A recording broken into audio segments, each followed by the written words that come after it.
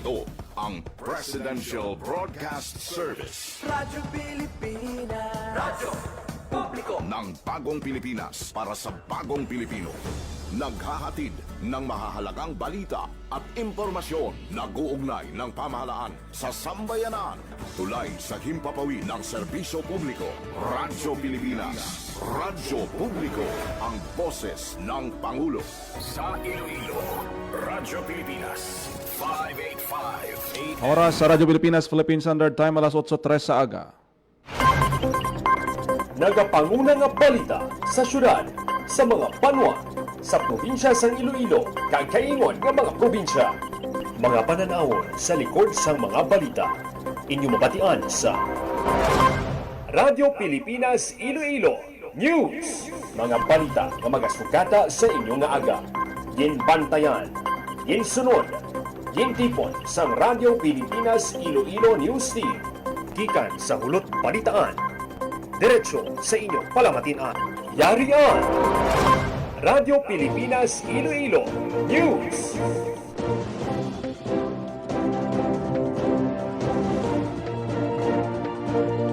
Mayong aga Pilipinas, good morning Western Visayas. Welcome sa Radyo Pilipinas News. Subong adlaw sang Martes, Abril 14 tuig 2026.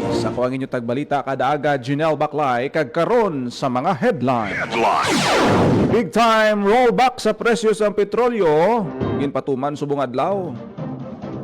Masobra 169 million pesos nga cash relief assistance gin-release ang DSWD NIR sa 33,000 ka mga tricycle drivers. Iloilo City Government magatanyag sang libre sakay para sa mga empleyado. Magnitude 4.0 nga linog nabatyagan sa Iloilo kahapon nga adlaw.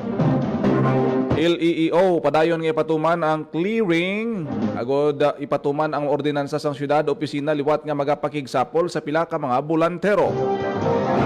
Negros Occidental PDRRMC naka blue alert status na para sa 30th Panaad Festival. Kag malnutrisyon sa probinsya sang Antique nagnubo sandig sa datos sang Provincial Nutrition Council. Oras sa Radyo Pilipinas, Philippine Standard Time, alas 8:06 sa aga, kagkaron sa detalye sang aton mga balita lokal. Radyo Pilipinas News. Ginpatuman na ang big time rollback subong adlaw sa presyo sang produktong petrolyo. Ginpahayag ni Presidente Ferdinand R. Marcos Jr. nga mangin epektibo subong adlaw Martes ang pagpatuman sang rollback sa presyo sang gatong magapatuman sang 20 pesos kag 89 sentimos nga rollback sa presyo sang diesel, 4 pesos and 43 centavos naman sa gasolina kag 8 pesos kag 50 sentimos naman sa kerosene. Suno kay President Marcos padayon ang pag-ubra sa mga tikang sang gobyerno agod mapabilin nga maayo ang kahimtangan sang pamilyang Pilipino kag agud pahagan-hagan ang epekto sang tensyon sa Middle East. Radyo Pilipinas News. Masobra 169 million pesos nga cash relief assistance gin-release ang DSWD NIR sa masobra 33,000 ka mga tricycle drivers. Radyo Pilipinas Report. Si Marian Grace Eranieta may balita. Nakarelease na sa masobra sa 169 million pesos nga cash relief assistance o kung CRA ang Department of Social Welfare and Development Negros Island Region sa mga tricycle drivers sa rehiyon. Sandig sa datos ng DSWD NIR sa masobra 34,000 nga target nga benepisyaryo sang CRA, nakabato na ang masobra sa 33,000 sa ila kung sa diin naglabot sa 169,850,000 pesos ang na-release ang regional office. Kada benepisyaryo ang nagbaton sa tig 5,000 pesos bilang bulig sa nagataas nga presyo sang produktong petrolyo. Ang mga benepisyaryo gikan sa 19 ka syudad sa rehiyon. Sa karon nagapanghanda na ang DSWD NIR sa Phase 2 sang payout kung sa diin hiwato naman ang pagpanagtag sa mga munisipalidad sa NIR. Para sa Bagong Pilipinas, Marian Grace Aranyata, Radyo Pilipinas, Radyo Publiko. Radyo Pilipinas News. Iloilo City Government magatanyag sang libre sakay para sa mga empleyado. Radyo Pilipinas. Radyo Pilipinas. Report. Sa detalye sa balita ni Emmy Rose Santiagudo. Magatanyag sang libre sakay ang Iloilo City Government para sa mga empleyado. Ini ang ginanunsyo ni Iloilo City Mayor Raisa Treñas sa flag raising ceremony sang Lunes.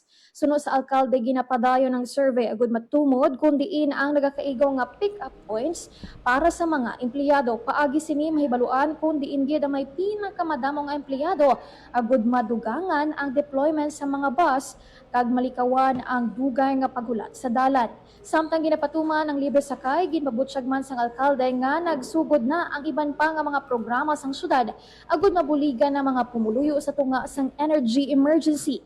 Lakip na diri ang fuel subsidy para sa mga tricycle kag jeepney drivers nga ginunsar sang nagligad nga mga semana. Ginpayag man niya nga nagpatigayon man sang pilot testing ang community kitchen sa duha ka barangay kag ginapangitaan pa sang paagi nga mapadayon ini tubtub sa katapusan sang tuig. Ginpasiguro ni Treñas nga handa ang Iloilo City Government sa paghatag sa nagakaigo nga serbisyo kag bulig sa mga Ilonggo sa tunga sang energy emergency. Nagpasalamat man siya sa mga empleyado sang gobyerno lokal bangod sa ilang nga padayon nga pagbinuligay agud mas mapabaskog pa ang serbisyo para sa syudad. Para sa Bagong Pilipinas, Emerson Segudo, Radyo Pilipinas, Radyo Publiko. Radyo Pilipinas. Radyo Pilipinas News. Sa ibang pakabalita gintay og sang magnitude 4.0 nga linog ang Iloilo, las 4:57 kahapon sang hapon ang epicenter na record sa bahin sang Tigbawan kag may kadamulon nga 10 kilometers. Suno sa Department of Science and Technology PHIVOX Intensity 1 ang nabatyagan sa Hordan, Guimaras kag syudad sang Iloilo. Samtang alas 5:06 naman sang hapon sang namonitor ang magnitude 2.6 nga linog sa San Joaquin nga may kadalumon nga 7 kilometers. Radyo Pilipinas. Radyo Pilipinas News. Tatlo ka pagbugas ang abuan na balhag sa Bulkan Kanlaon sa buletin nga ginpagawa sang PHIVOX naglawig sang 47 tubtob 100 o kon 129 minutes ang pag-alburuto. Samtang nagsaka naman sa 150 ka volcanic earthquakes ang Kanlaon, lakip na ang 4 ka tremors ang na-record makaligad sa 24 oras. Ang sulfur dioxide flux naman sa Kanlaon sang Abril 12 naglabot sa 600 ton. Sa tunga sang pagbag-o-bag-o nga aktibidad sang bulkan, nagapabilin ini sa alert level 2. Radyo Pilipinas. Radyo Pilipinas News.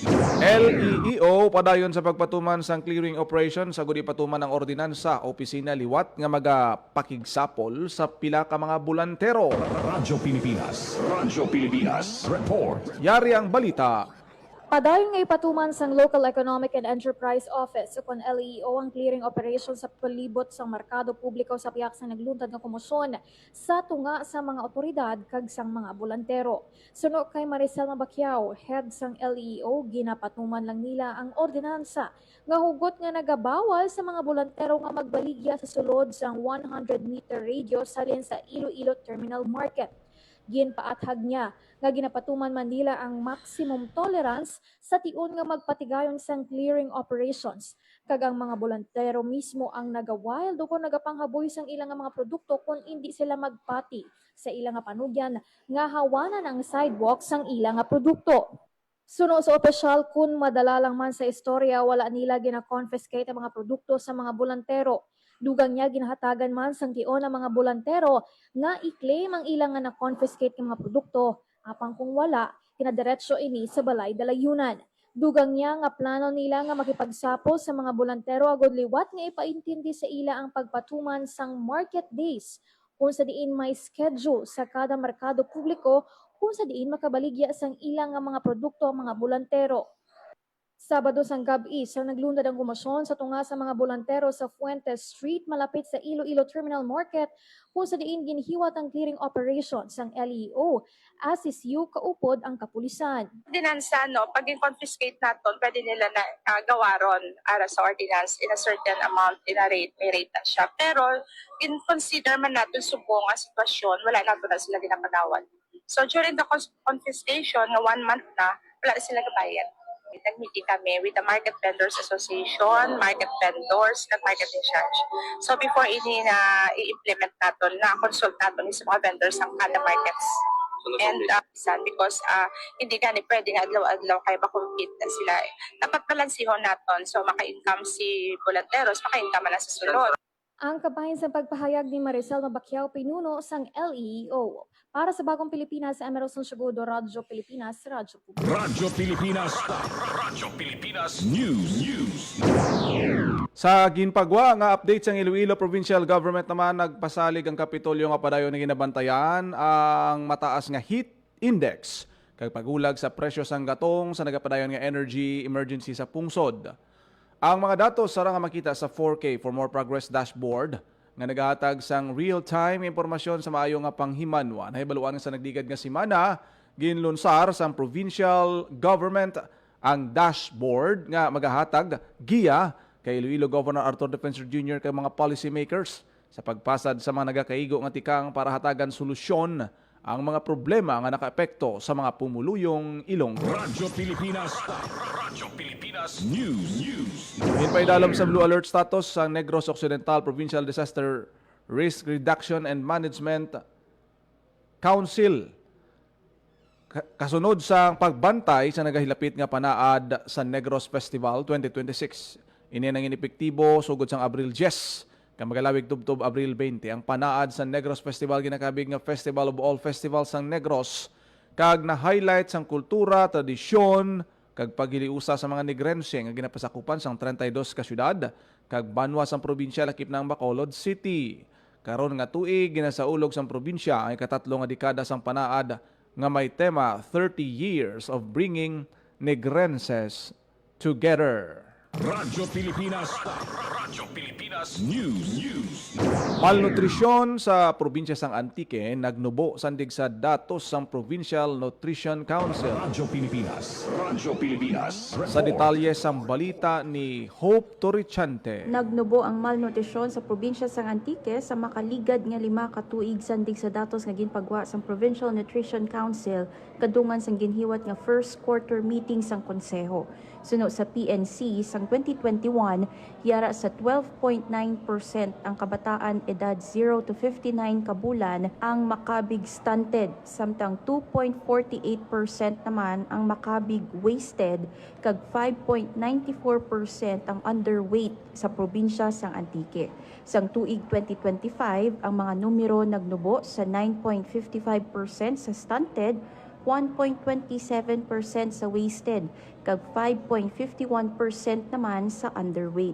Sa pihak sang pagnubo sa numero, hugot sa gihapon ang pagmonitor sa nutrisyon sa mga kabataang Antequeño sang PNC. Ilabi pa nga may gamay nga pagtaas sa numero sang overweight o kon obese nga kabataan sa probinsya. Halin sa 2.20% sang 2021, nagsaka ini sa 2.59% sang 2025. Para sa Bagong Pilipinas, Hope Trichante, Radyo Pilipinas, Radyo Publiko. Radyo Pilipinas. Radyo Pilipinas News.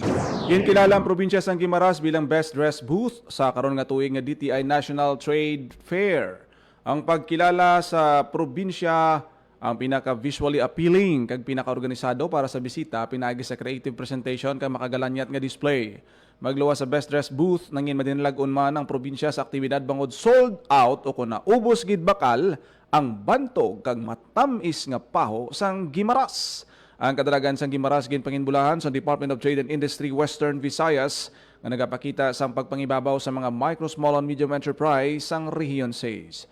Ginpasalamatan man sang ahensya ang tanan nga nagbisita kag nagpalabot sang suporta sa trade fair nga ginhiwat sa Metro Manila. Radyo Pilipinas. Radyo Pilipinas News. Voters registration sang Comelec Iloilo City hiwaton sa Merrimart Mall sugod subong nga semana.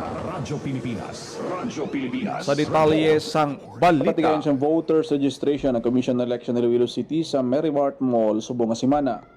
Sa anunsyo sa Comelec Iloilo City, magasugod sa Abril 14 ang registration hasta sa Abril 18, halin alas 10 sa aga hasta alas 5 sa hapon.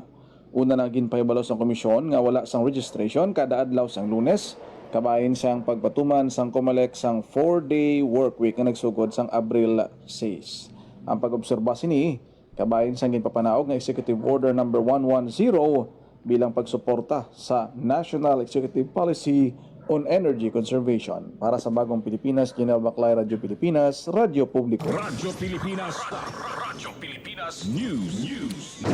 Opisyal nga igalunsar kag magahiwat sang book signing si Anay Senate President Franklin Drilon sa iya autobiography may titulo nga Being Frank. Ang libro una ginlunsar sa Manila sa UP Law Alumni Weekend sa Malcolm Hall ay kaduwa nga leg sa paglunsar hiwaton sa UP Visayas Iloilo City nga nagamarka sang homecoming para kay Drilon nga nagasugod sang iya academic journey sa gitawag sadto nga UP Iloilo College sa diin. Natapos niya ang high school sang 1961. Sang ulihi, natapos niya ang iya pagtuon sa undergraduate sa 1965 sa UP Diliman kaya nakakuha sang iya Bachelor of Laws gikan sa UP College of Law sang 1969.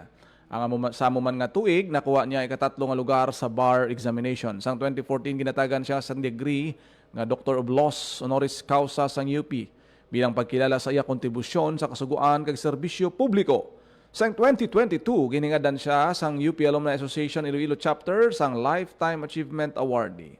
Ay katatlo nga paglunsar sang libro na talana sa April 15 sa Finma University of Iloilo kung sa diin ang iya amay nga si Attorney Cesar Drilon nagkumpleto sang iya law degree sa nainambitan nga eskwelahan nga anay kilala nga Iloilo City College. Ang una nga memoir nakakuha sang pagdayaw gikan sa mga lider sang industriya kag mga manugpanilag sa patag sang politika sa Pilipinas. Radyo Pilipinas. Radyo Pilipinas News. Show cause order gin-issue sang LTO Region 6 batok sa driver sang auto nga hungod nga nagbunggo sa isa ka motorsiklo nga nag-viral ang video. Radyo Pilipinas. Radyo Sa detalye sa balita, Nag-issue sa show cause order ang Land Transportation Office Region 6 sa lending firm nga nagapanag-iya sang isa ka auto nga ginaligar hungod nga nagbunggo sa isa ka motorsiklo sa Tabukan, Mandurriao. Nakuha ni isang video sa diin nag-viral sa social media ka nakalabot sa igtarupangod sang LTO Region 6 ang pagbunggo sang Toyota Wigo sa motorsiklo. Sa mandon LTO 6 Regional Director Attorney Gadjose Duspan II, ginapa-imbestigaran na sa Regional Office Intelligence and Investigation Unit ang insidente agud makapasabat ang driver. Gintagaan siya sang 5 ka adlaw sa pagsumite sang patag sa ahensya tubtob sa Abril 16. Para sa Bagong Pilipinas, General Baclay, Radyo Pilipinas, Radyo Publiko. Radyo Pilipinas. Radyo Pilipinas News. magahiwat sang Resonet 2026 isa ka Research and Innovation Week ang Central Philippine University sa maabot nga Abril 14 tubtob 17. Ang apat ka adlaw aktibidad magapasundayag sa mga research output pati na sa mga technopreneurship kag collaborative projects sa mga manunudlo, estudyante, industry stakeholders, innovators kag startup community. Katuyuan sini nga pabaskugon ng research culture sa universidad, mapataas ang research output kag visibility sa bulutuan, maduso ang innovation driven nga mga solusyon sa mga problema sa kalibutan kag mapasangkad ang technology transfer kag commercialization efforts. Lakip sa mga aktibidad karon nga tuig nga ika-23 nga Faculty Research Symposium, ika-20 nga Student Research Symposium kay ika-10 nga Research Review Board Anniversary. Bantayan man ang Innovation and Technology exhibits, Technopreneurship, Demo Day kag Reverse Pitching Competition. Radyo Pilipinas. Radyo Pilipinas News. Nagbisita sa mga smart greenhouse sa rehiyon ang tiglawas ang Korea Agency of Education, Promotion and Information Service in Food, Agriculture, Forestry and Fisheries. Kaupo ng Agricultural Training Institute Central Office kag Department of Agriculture Western Visayas. Katuyuan sa pagbisita ang paghiwat sang feasibility study para sa pagpatuman sang greenhouse kag horticulture smart farming. Katuyuan man sini nga makapasad sang educational map para sa moderno nga farming practices. Magluwas diri target man sang inisyatiba ang paghatag sang paghanas sa mga bulutuan kag hands-on training sa mga asosasyon nga nakafocus sa crop management kag mas ginpabaskog nga koordinasyon sa tunga sang mga ahensya. Radyo Pilipinas. Radyo Pilipinas News. Dental clinic ginbuksan sa barangay Manok-Manok sa isla sang Boracay. Radyo Pilipinas. Radyo Pilipinas. Report. Sa detalye sang balita ni Hope Formal na Turichante. ginbuksan ang Barangay Dental Clinic sa Barangay Manok-Manok sa Isla Sang Boracay sa Malay, Aklan. Ang inaugurasyon ang ginpangunahan ni Punong Barangay Danilo de los Santos kaupod ang Manok-Manok Barangay Council kag si LGU Malay Municipal Dentist Dr. Genfil Tolosa. Sa social media post sang barangay, sugod sini nga bulan sang Abril ang dental clinic mangin bukas kada ikaduha kag ulihi nga Lunes sang kada bulan nga magatanyag sang libre nga bunot o kun tooth extraction sa mga residente sang Manok-Manok. Ginklaro sang barangay nga ang serbisyo sang dental clinic ipatuman sa first come first serve basis sa diin hatagan prioridad ang mga senior citizens kag iban pa nga nagakinahanglan. Para sa Bagong Pilipinas, Hope Trichante, Radyo Pilipinas, Radyo Publiko. Radyo Pilipinas. Radyo Pilipinas News. Farm Workers Association sa La Castellana, Negros Occidental nagbukas ang Agricultural Supply Project. Radyo Pilipinas. Radyo Pilipinas. Report. Sa detalye sang balita ni Marian Grace Ereñeta. Nagbukas ang Agricultural Supply Project ang isa ka Farm Workers Association sa La Castellana, Negros Occidental sa bulig sa Department of Social Welfare and Development Negros Island Region Sustainable Livelihood Program o kon SLP. Ginhiwat sining karon lang ang blessing sang pasilidad sang Kambugnay Farm Workers Association sa Barangay Kabakungan. Una nga nakabato ng asosasyon sang 450,000 pesos nga seed capital fund gikan sa ahensya. Makabenepisyo ang 30 ka miyembro sang asosasyon sa bago bukas nga negosyo kung sa diin sara makabakas ang farming needs kag iban pa nga agricultural supply ang komunidad. Yara sa launching Sanday Municipal Vice Mayor Almero Milla ni Mangilimutan, MSWDO Emily Tan, Barangay Chairman Marvin Escander kag mga representante gikan sa DSWD NIR. Para sa Bagong Pilipinas, Marian Grace Ereñeta, Radyo Pilipinas, Radyo Publiko. Radyo Pilipinas. Radyo Pilipinas News. Oras sa Radyo Pilipinas, Philippine Standard Time, alas 8:25 sa aga. Radyo Pilipinas. Radyo Pilipinas. Kaginyo na batian ang detalye sa mga nagapanguna nga balita sa pagpangalagad sang Radyo Pilipinas News subong adlaw sang Martes, Abril 14 na kita tuig 2026. Sa dugang pangabalita kag impormasyon, padayon kamo sa pag-share, follow kag like sa aton Facebook page Radyo Pilipinas Iloilo. Salamat sa aton mga FB live viewers. Salamat sa 107,000 followers naton. Padayon kamo sa pag-follow sa aton siniya nga page diri sa Radyo Pilipinas Iloilo para ma-inform kamo sa mga nagapanguna nga mga balita kag impormasyon. Ako na gid lamang inyo alagad ang inyo tagbalita kada aga, Janelle Baclay. Mayong aga Pilipinas. God bless Iloilo. Radyo Pilipinas. Radyo Publiko. Radyo Pilipinas. Magandang araw, si Dingdong Dantes po ito. Sa dami ng bulkan sa Pilipinas, dapat alam na natin ang gagawin sakaling maabutan tayo ng pagputok nito. Naalala niyo ba ang pagbuga ng abo ng Bulkang Taal noong 2020? Ang pagputok ng Bulkang Pinatubo noong 1991. Hindi malabo na maranasan natin ulit ito, kaya dapat may alam tayo. Dahil, #panatag ang may alam. Maging panatag Pilipinas. Sa bawat pag-alis ng isang OFW, may pangarap. Pero may takot din. Takot na sa pag-uwi. Wala pa ring kabuhayan, walang kasiguruhan. Pero nagbago ang kwento. Sa pagsisimula pa lang ng Department of Migrant Workers, maliwanag ang direksyon ni Pangulong Ferdinand Marcos Jr. Itaguyod ang National Reintegration Program. Ito yung program ng Department of Migrant Workers para tuloy-tuloy ang tulong sa kahit nakauwi na yung OFW, ay may tulong pa rin sila natatanggap sa pamahalaan. Sa kanilang pag-uwi ay dapat ganap ang tulong at suporta, hindi mga government agencies na magkakahiwalay kundi sanib puwersa. Mula sa mga training para sa pag-eempleyo at pagninegosyo, binubuksan ang mga oportunidad na dati sa ibang bansa lang natatagpuan. Last week, personal na binisita ng Pangulo ang iba't ibang training na ibinibigay ng DMW. Tulad ng negosyo ng soap making sa Laguna.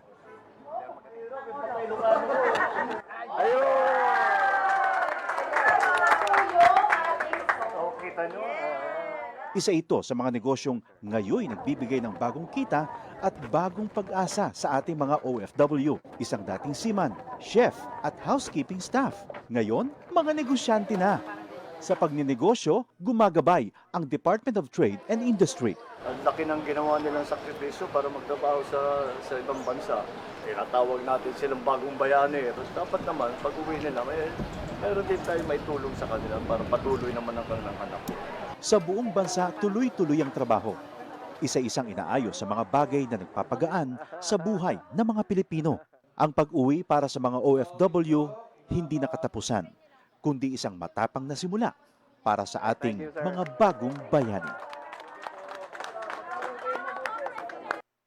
Radyo Pilipinas. Radyo Publiko. Radyo Pilipinas.